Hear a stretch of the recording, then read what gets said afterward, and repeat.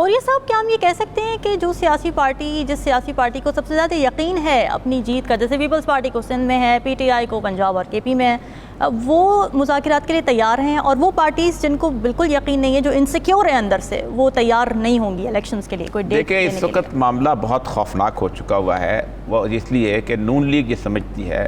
کہ ہمیں جس طرح پھنسا کے اس طرح یہاں پر لایا گیا اور پھر پوری کی پوری ہماری جو ہے پنجاب کے اندر وائپ آؤٹ کروایا گیا،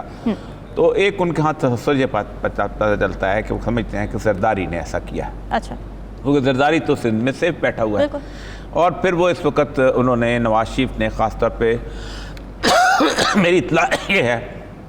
کہ مولانا فضل الرحمان کے ساتھ رابطے کیے ہیں اور ان کو کہا ہے کہ تم نہ ماننا، تاکہ یہ ایک کنسنسس بلٹ نہ ہو سکے۔ لیکن مسئلہ ذرا یہ ہے کہ اگر میجر پارٹیز میں کنسنسس نہ ہوا تو ہوگا یہ کہ پھر اس کے بعد یہ پارٹیاں جو ہیں اگر یہ گورنمنٹ سے نکل جاتی ہیں، ریزائن کر جاتی ہیں، تو شہباز شریف کی گورنمنٹ خود بخود ختم ہو جاتی ہے۔ تو اگر ختم ہو جاتا تو پھر 90 ڈیز ان کے بھی شروع ہو جائے گا، تو پھر کہیں نہ کہیں تو کنسنسس لانا پڑے گا۔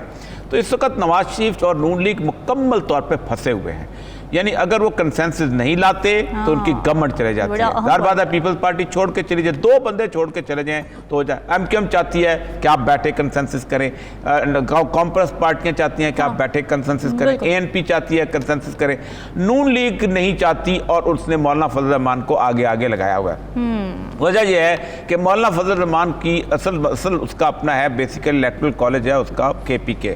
بلوچستان کی جو گورنمنٹ ہے وہ مولانا کے ساتھ بڑی لوز قسم کی اس کے ساتھ ہے، ان کو مولانا کی نہ وہ اس طرح کی عزت کرتے ہیں، نہ اس طرح کی ان کو حیثیت دیتے ہیں، ان کی اپنی ایک انڈیپینڈنٹ قسم کی صورتحال ہے، اور گزشتہ تقریباً 7-8 اسمبلیوں سے وہاں لارجر پارٹی کے طور پہ ابھرتے چلے آ رہے ہیں، لیکن مولانا کا کوئی انفلوئنس نہیں ہوتا وہاں پر، بس وہ ایک مکتبہ فکر ہے، اس کی وجہ سے ان کے ساتھ وہ چلتے رہتے ہیں۔ اب صورتحال یہ ہو گئی ہے کہ مولانا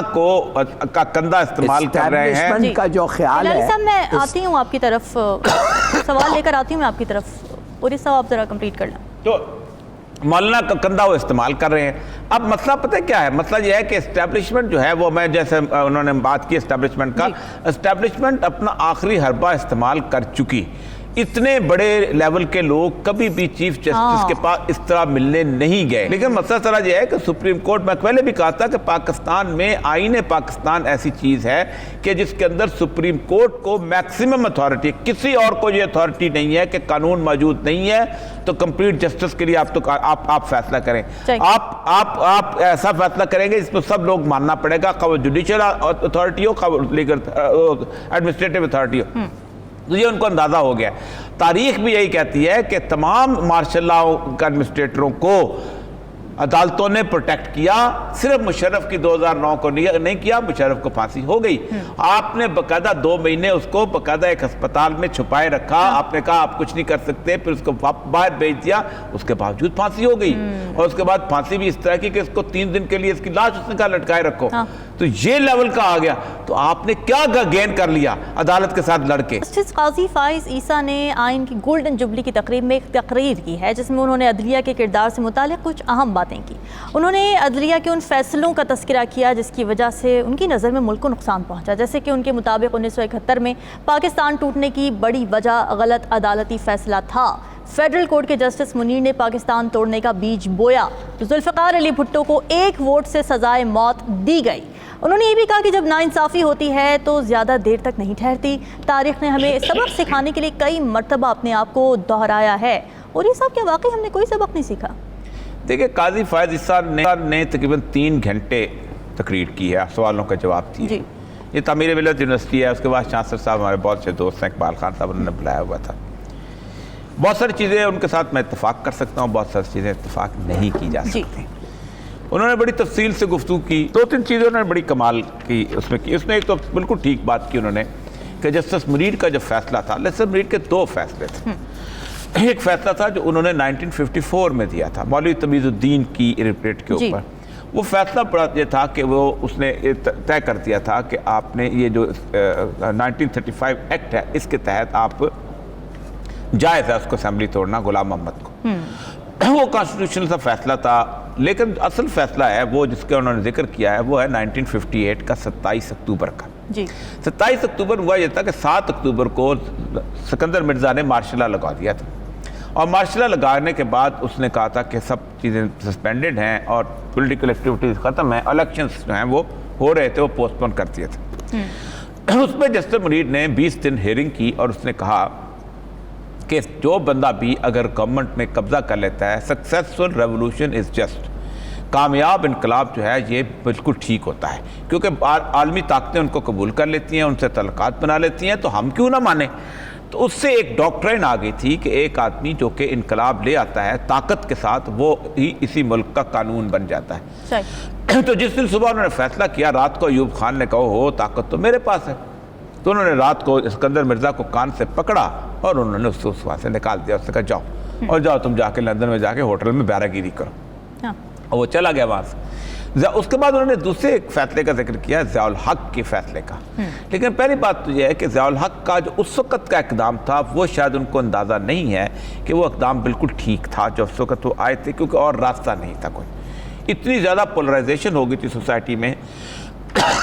ہنگامے اتنے بڑھ گئے تھے کہ کوئی اور راستہ، ان کو چاہیے تھا۔ اصل فیصلہ غلطی کا سی 90 ڈیز کے الیکشنز کے معاملے میں، وہ اس میں ضیاء الحق نے کہا، ان کا بھی یہی تھا، ہم اس وقت تک الیکشن نہیں کرائیں گے جب تک پازیٹیو ریزلٹس نہیں آتے، مثبت نتائج نہیں آتے۔ وہاں پر بھی انہوں نے کہا کہ یہ غلط ہے، لیکن انہوں نے بھٹو کے فیصلے کے بارے میں خاص طور پہ ایک کہا کہ ایک ووٹ کے فیصلے کے اوپر ان کو پھانسی کی سزا دی گئی۔ پہلی بات تو یہ ہے، میرا بھٹو کے فیصلے کے بارے میں ایک بڑا کنسنسس ہے کہ پاکستان کی تاریخ میں پہلی دفعہ کسی ایسے شخص کو سزا ملی تھی جس نے خود آرڈر کیا تھا، حکم دیا تھا۔ پولیس کی کوئی دشمنی نہیں تھی احمد رضا قصوری کے ساتھ یا احمد رضا قصوری کے والد کے ساتھ کہ اس کے باپ کو جا کے قتل کرتے تھے، نہ انہوں نے پولیس والوں کا کوئی بندہ مارا ہوا تھا، نہ ان کے باپ کی کوئی دشمنی تھی، حکم ہوا تھا وہ چلے گئے۔ انہوں نے کہا بھی کہ ہمیں حکم دیا گیا تھا۔ اچھا، اب ہوتا یہ ہے کہ اتنی بڑی سزا کیوں دی گئی؟ اس کے اوپر ہوا تھا کہ بھٹو نے ریویو کیا تھا، پہلے 4 اور 3 کا فیصلہ تھا، ریویو کے اندر 7 ججز کا کنسنسس کا فیصلہ آ گیا تھا کہ نہیں دے دینی چاہیے۔ چلو اس کے اوپر ان کی رائے اور ہے، میری رائے اور ہے، اور لوگوں کی بھی رائے اور ہے،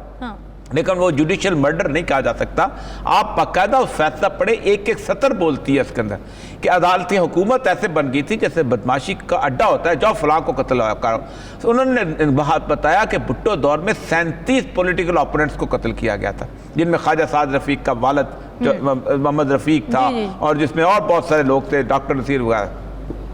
اس کے بعد وہ مشرف کے دور میں آئے، اور مشرف کے دور میں بھی انہوں نے باقاعدہ اس کے اوپر گفتگو کیا کہ انہوں نے یہ کہا ہے کہ اس کا بیج جو تھا، اس پاکستان کا بیج جو تھا، یہ اس فیصلے میں بو دیا گا، یہ بالکل ٹھیک بات ہے۔ اس کی بنیادی وجہ یہ ہے کہ ایسٹ پاکستان سے پہلے جس فیصلہ نہیں ہوا تھا تو سہروردی کہا کرتے تھے کہ میں نے بڑی مشکلوں سے بنگالیوں کو راضی کیا پیرٹی کے اوپر، کیونکہ دونوں صوبے چونکہ علیحدہ علیحدہ ہیں، دونوں علاقے علیحدہ علیحدہ ہیں، تو ان کو برابر ٹریٹ کیا جائے تب ہی یہاں پر بیلنس ہو سکتا ہے، ورنہ بنگالی 60% ہیں، تم 40% ہو، ہمیشہ بنگالی برسردار رہیں گے یا تم زور سے برسردار بنو گے، تو ایسا ہو نہیں سکتا۔ تو اس نے سارے کا سارا معاملہ جو ہے اس کو تباہ کر دیا۔